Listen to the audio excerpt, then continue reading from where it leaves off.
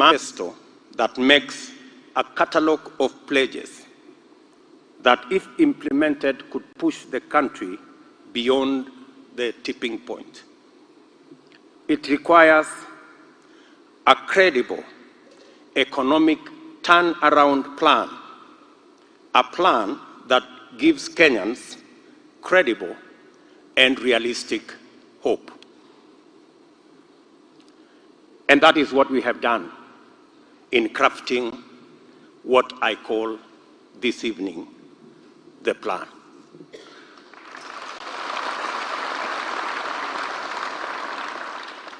The Kenya Kwanza team, majority of them seated here, we have traversed all the counties of our country.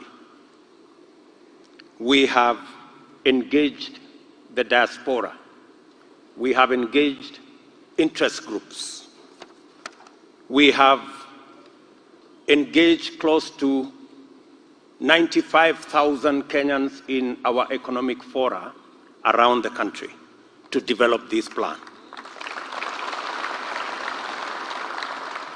We have engaged close to 258 scholars, technocrats, economists, agricultural economists, and people of diverse persuasions.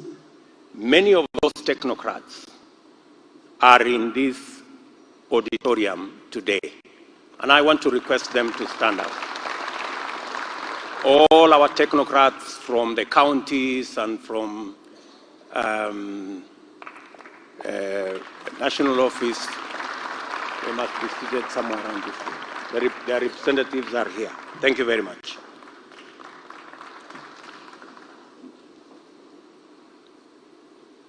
We are committed as Kenya Kwanza to pull out the country from this storm. And we start with what we have. We strongly believe, from the recommendations that we've had, that the single most important asset that we have, it's important to note that we have a 19 million strong workforce in Kenya.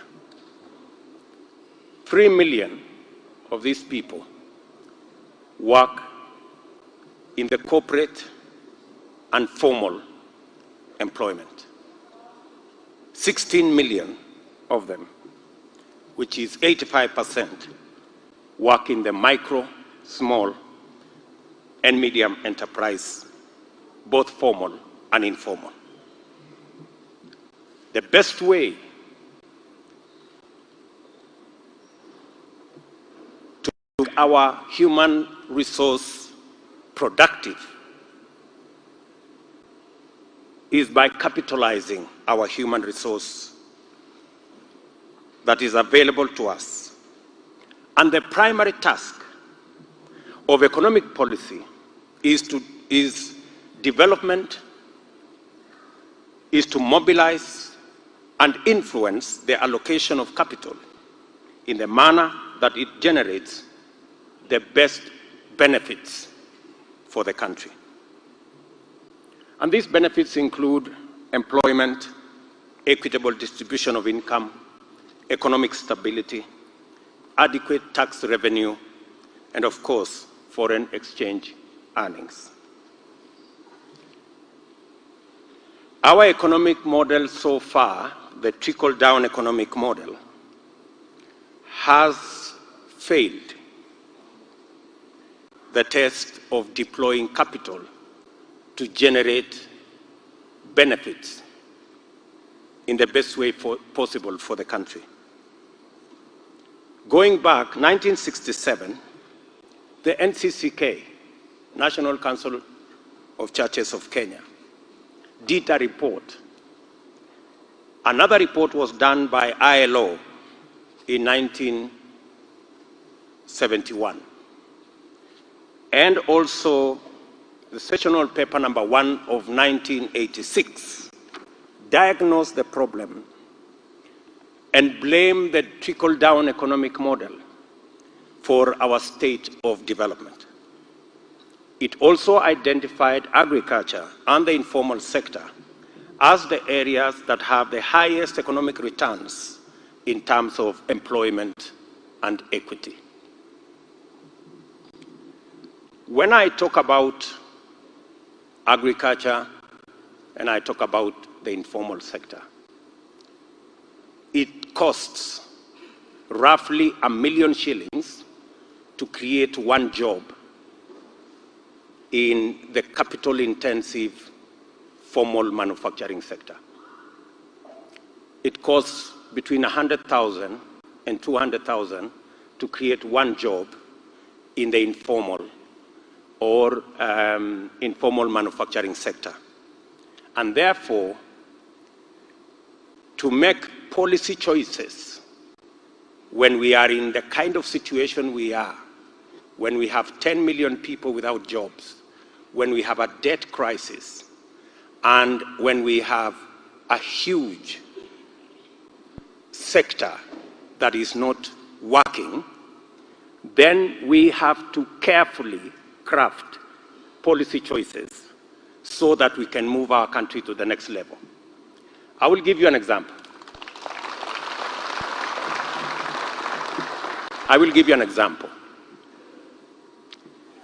We just inaugurated a gun assembly factory up in Ruto,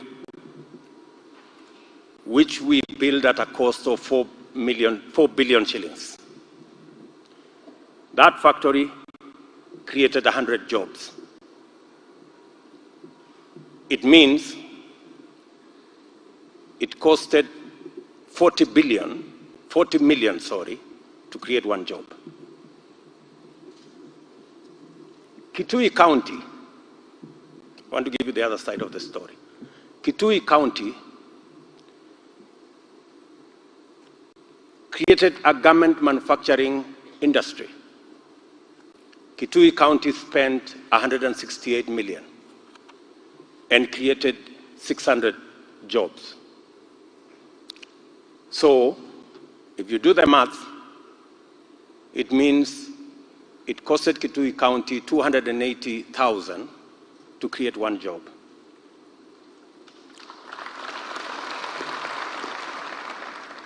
That tells you that if we had invested in garment factory like Kitui County, our 4 billion would have created 14,000 jobs. So the policy choices we need to make is not necessarily how much money we have, it is the policy choices we make. Where do we invest? And that is the difference between the trickle-down economic model and the bottom-up economic model. It's as simple as that. Let me also tell you the following. Because we have a huge 16 million workforce in the micro, small, and medium enterprise sector, let me dissect for you that about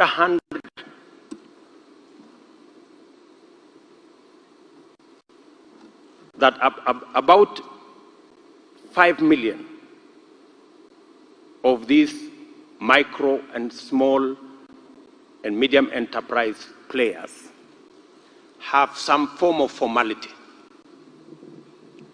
graduated. 10 million of them are actually in what we call a lottery.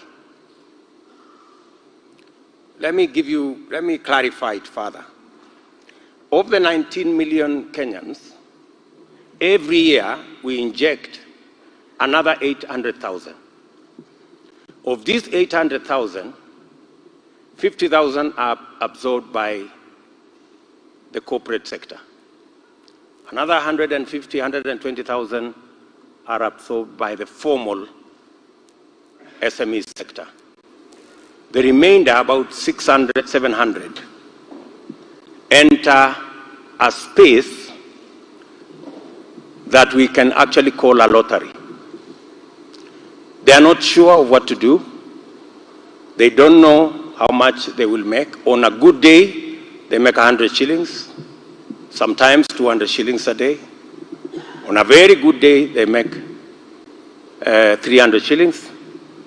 And on a completely bad day, the council askaris go away with all their wares and they make zero. That is the kind of situation we are in. And that is where millions of Kenyans are. In our plan, as we listened to the people of Kenya around the world,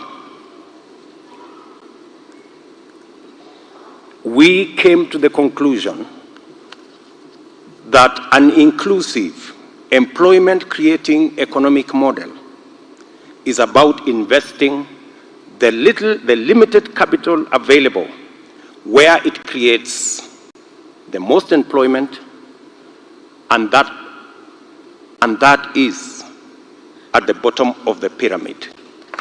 And that is why we came to the conclusion that the bottom-up economic model was the most optimal for all our productive sectors.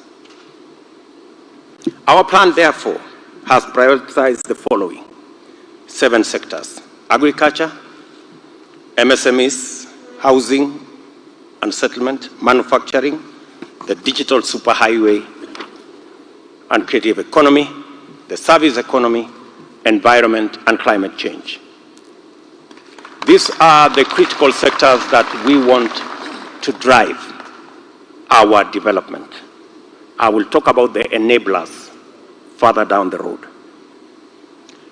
And we have chosen these 6 sectors on the following criteria: their ability to bring down the cost of living, our intention to eradicate hunger, and the big question of creating employment, and the resultant expanding of our tax revenue base, as well as improving our foreign exchange balance, and the whole subject of inclusive growth.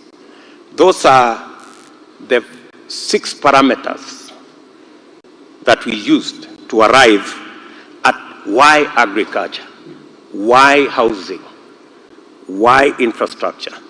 These are the criteria we used. Let me explain to you why. For example, we believe as Kenya Kwanza that investing in agriculture will give us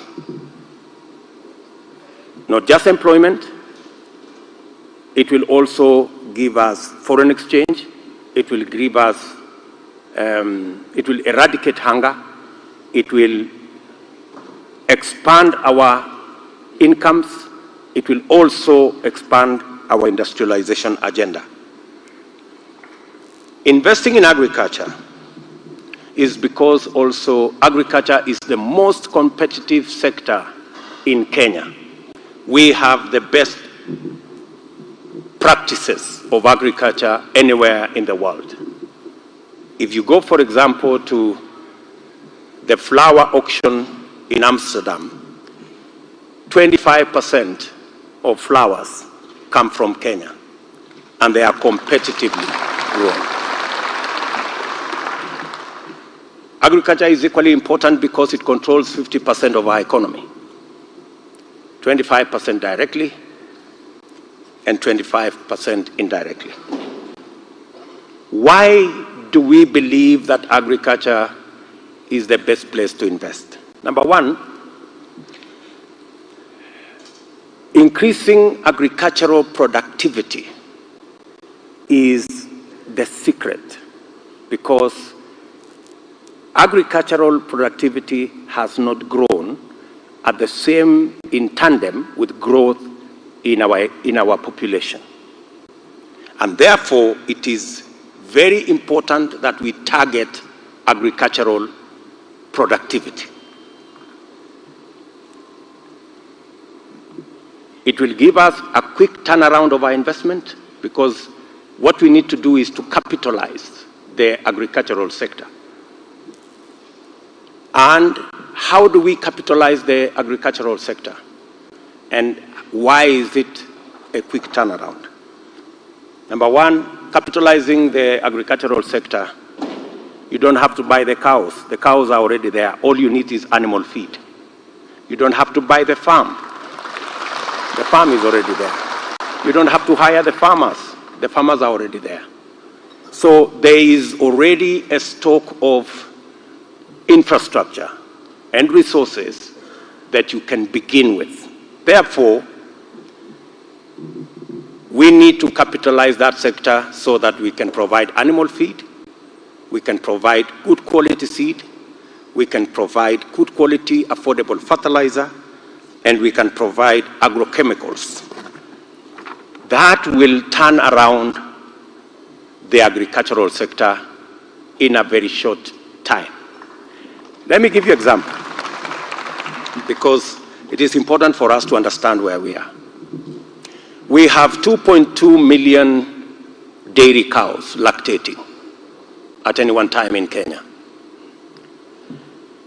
On average, the national average is that we get 2.5 liters per cow. It's possible to stretch these cows to 10, 15, 20, we have 40, we have 50. Let's not go there. Let's just assume we double from 2.5 to 5 liters. And that doesn't take any miracle. It just takes provision of animal feed. Our technical teams have already calculated how much that will cost. It will cost 4,000 shillings per cow. If we went there, we would actually double our milk production from 5 billion liters to 10 billion liters within a year, just by providing animal feed.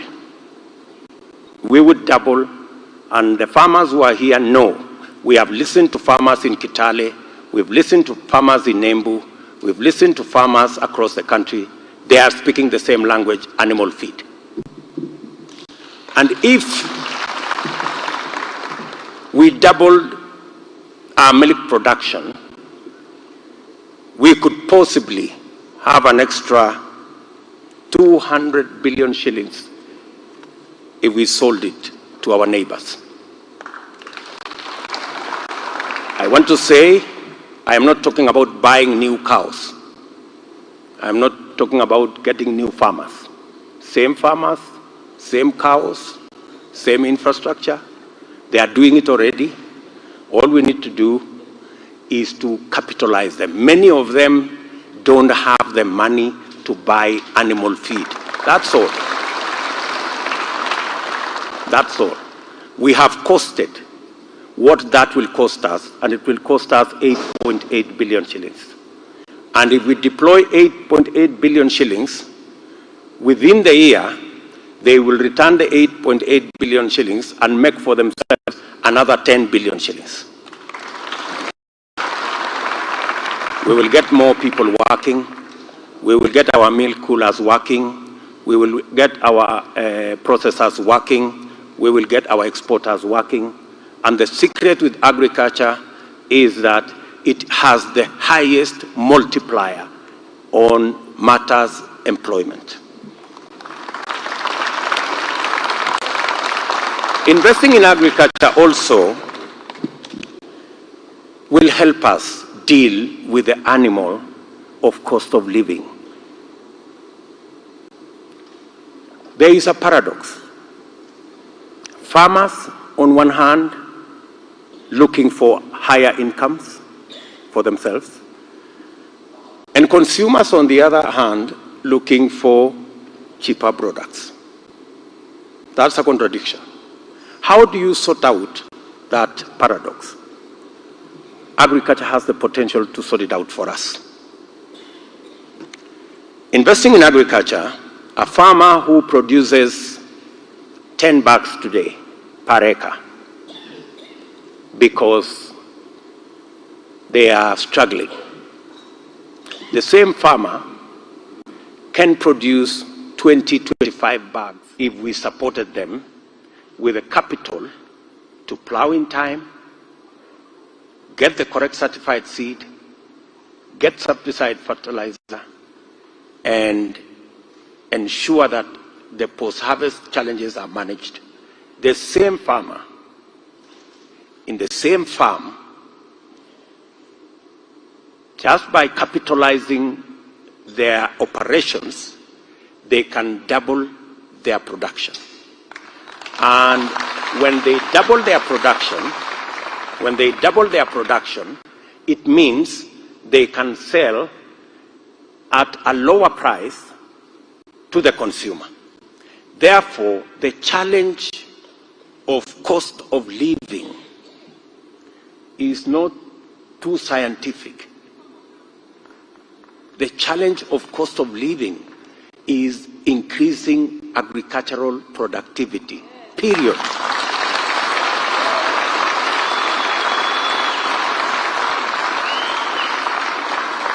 This whole story about Ukraine and all this is a lost cause.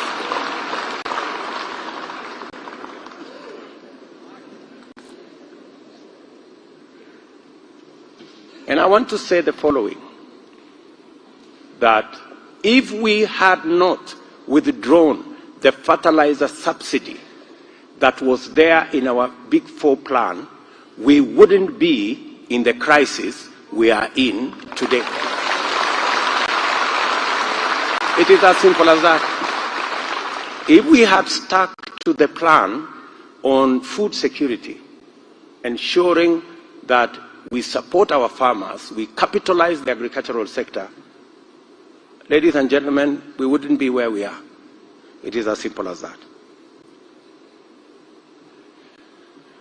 I have told you already that we are spending 300 billion shillings every year to import food that we can grow locally.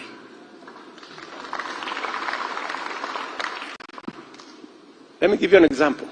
Edible oil alone, this year, we spent 90 billion. 90 billion this year to import edible oil, which we can get from soya, canola, simsim, palm oil.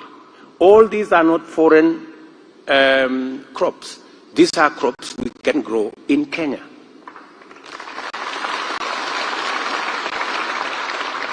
We can save enormous amounts of money of hard-earned foreign exchange if we